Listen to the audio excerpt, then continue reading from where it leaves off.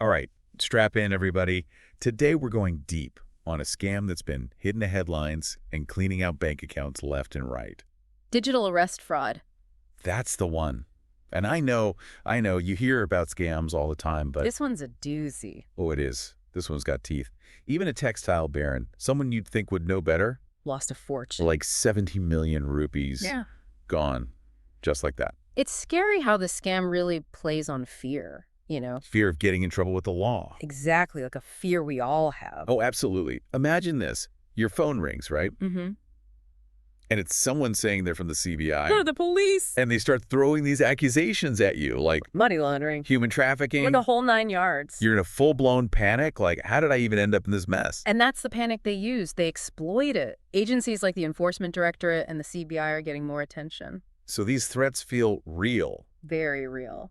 So let's break it down. How does this digital arrest scam actually play out? Well, it usually starts with that phone call.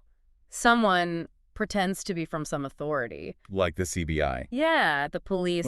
Even the Telecom Regulatory Authority of India. Oh, wow. They might say something like, oh, your SIM card's been misused. Okay. There's some shady stuff happening with your bank account. Oh, no. Or they might even try to connect you to some big case. Ooh. Like the one against Naresh Goyal, the former Jet Airways chairman. They try to make it sound believable, especially with all the data leaks going around these days. Right. So they hook you with something that sounds, plausible. Mm-hmm.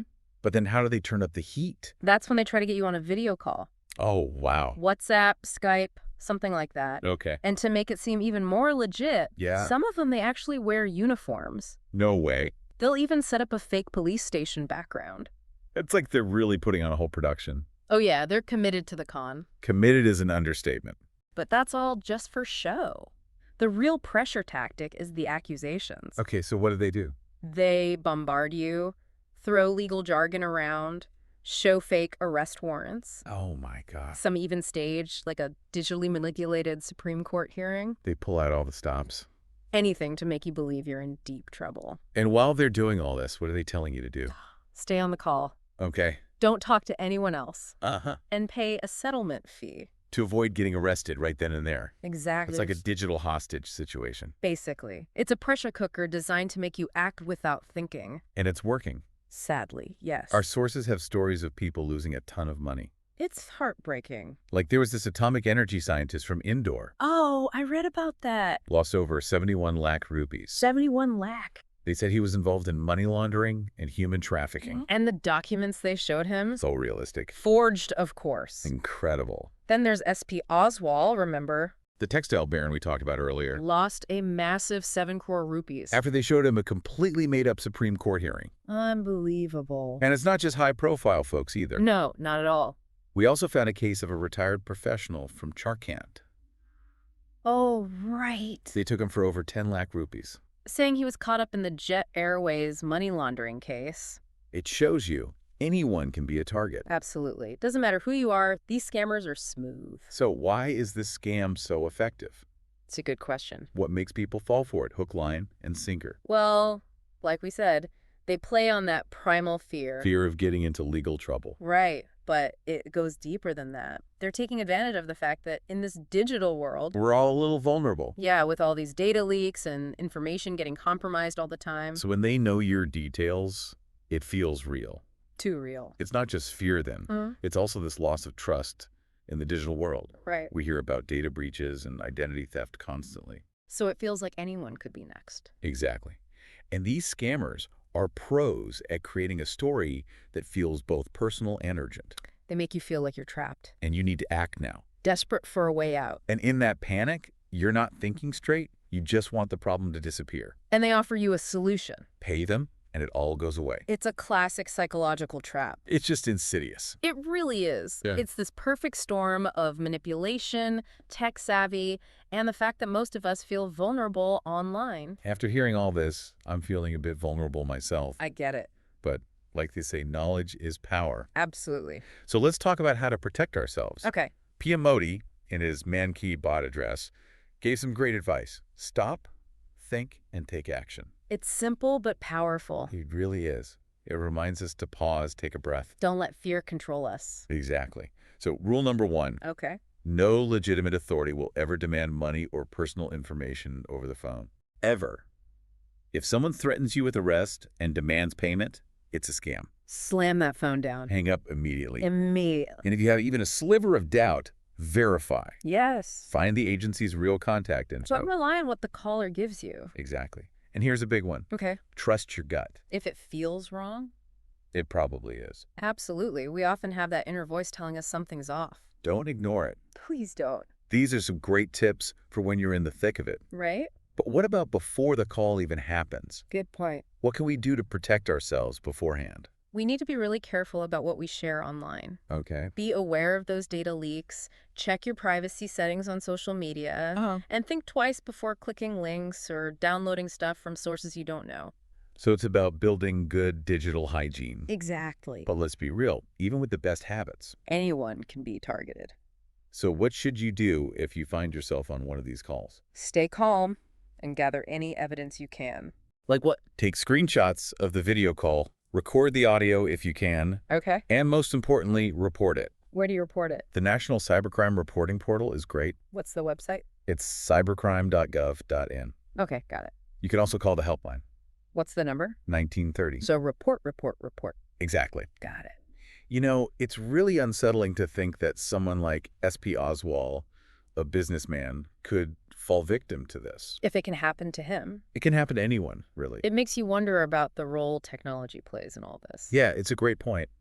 On the one hand, it connects us in amazing ways. But it also opens up these new avenues for scammers. It gives them this anonymity. Right, they can hide behind fake names, use burner phones. Vanish without a trace. Yeah. Like catching a ghost. And then you've got the whole world of deepfakes, which just adds another layer of scary. Oh, deepfakes don't even get me started. It's like something out of a movie, but it's happening now. Scammers using deepfake audio and video to impersonate people. High-ranking officials making it seem even more real. Like that textile baron who saw a completely fake Supreme Court hearing. It's wild. It feels like technology is outrunning our ability to keep up. It's a challenge. So what can we do? Are we just stuck playing catch-up forever? Not necessarily. Okay, give us some hope here. I think one of the most crucial things is focusing on digital literacy. And critical thinking skills. Absolutely. We need to give people the tools to navigate this digital world safely. I agree. Empower people to be more aware of what they see online. Question things. Be skeptical. Understand how manipulation works.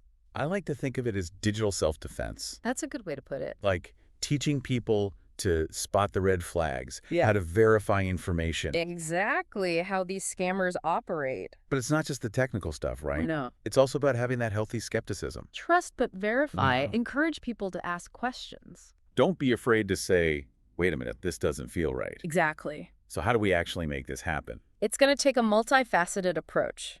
Like what? Education in schools, community programs, maybe even public service announcements. To raise awareness and offer practical advice. Precisely. And it's got to be accessible to everyone, right? Absolutely. No matter their age, tech skills, or background. We need to meet people where they are. For older folks, maybe workshops led by trusted community members, And for younger people, online content, social media campaigns. I think financial institutions have a big part to play too. Oh, absolutely. They're on the front lines. They can implement security measures, educate their customers about scams, And work with law enforcement to report and investigate suspicious activity. and make it easy for victims to report fraud Yeah. and get the help they need. That's crucial. The reporting process should be straightforward and accessible. Victims should feel supported, not ashamed. But even with all these efforts, it still feels like an uphill battle.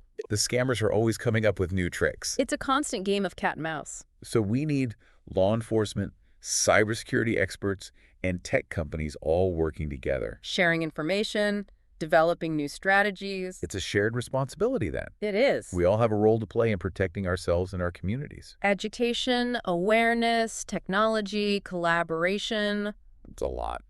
It is, but it's not impossible. You've given me some hope. Good. It's easy to get overwhelmed by all the negativity, I understand.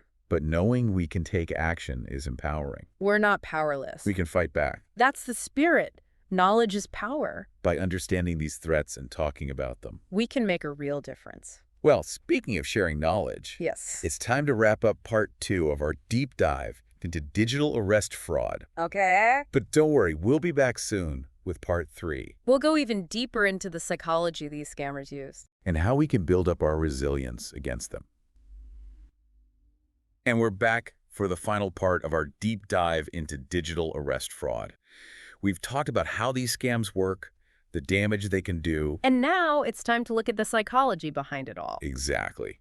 These scams aren't just about technology or trickery. They're about exploiting our psychology, Like they've got this playbook on how to manipulate our fears. our anxieties. So break it down for us. What kind of psychological tactics are we talking about here? Well, one of the most powerful is something called the authority principle. Okay, what's that? It basically means we're hardwired to obey authority figures. Like police officers. Doctors, anyone in uniform, really. It's like a social conditioning thing. Right, it helps maintain order in society. So when these scammers pretend to be law enforcement, They tap into that ingrained trust we have. and our brains just kind of go on autopilot, We believe them, even if it sounds crazy, so we're more likely to do what they say. even if their demands are totally ridiculous. It's like our critical thinking just shuts down. We don't question things as much. We just want to avoid trouble. And the scammers know this. They use that fear to their advantage. They pile on the pressure Jargon, threats, fake documents. to make you feel like you're in serious hot water. And then they create a sense of urgency. Like you have to act now or else Time is running out. pay up or face the consequences. It triggers that fight or flight response.